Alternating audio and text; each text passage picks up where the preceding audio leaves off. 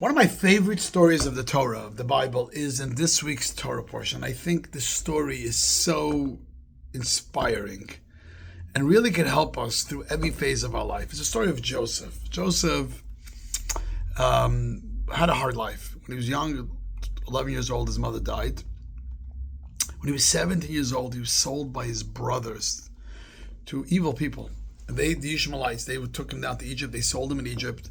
He was working in someone's house, and at that house they accused him of doing something that he didn't do. They threw him into prison. And now he's sitting in jail. Now you can imagine sitting in jail. His mother died when he was young.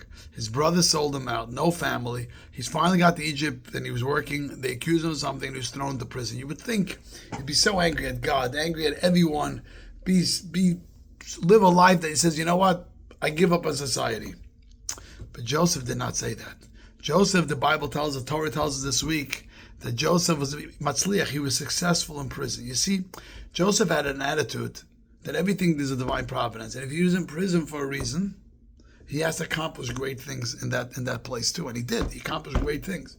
And a few weeks later, you'll read in the Torah portion that even when Joseph met his brothers met him eventually after he was out of prison.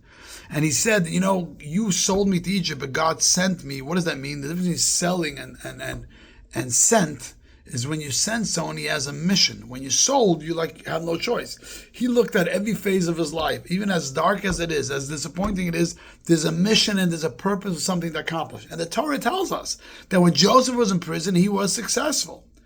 And I think this is such a powerful message in life. You see, if you look at our own personal life, we have ups and downs, you know. Let's say coming to the end of the year 2024 could have been a great year for you or a challenging year for you. We have periods of our life that things are going amazing, it's sunny, and periods of our life that it's very dark and challenging. There's times of our life we struggle with health or marriages or our children or financially, and there's times of life that are great.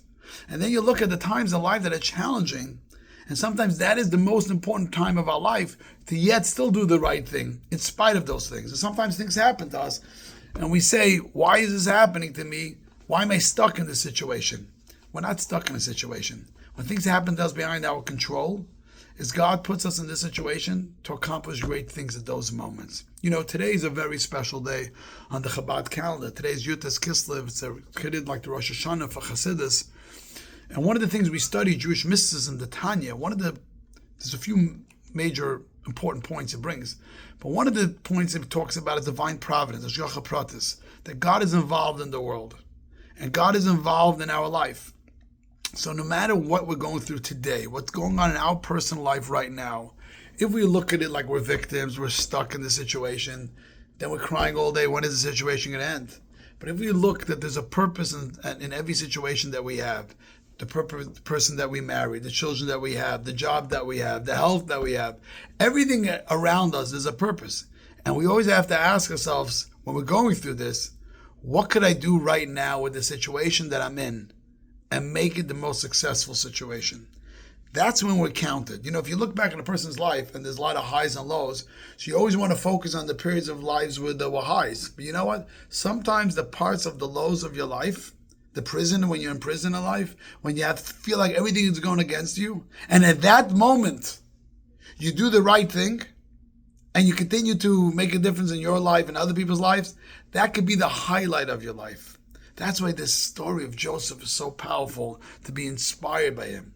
So I want to bless everyone a good Shabbos. This coming week is Hanukkah, starting Hanukkah, Wednesday night.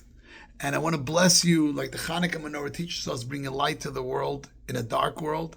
May we have the strength, no matter where we are in the world, to always be able to bring light and goodness and kindness, no matter what situation we may be in. Shabbat Shalom.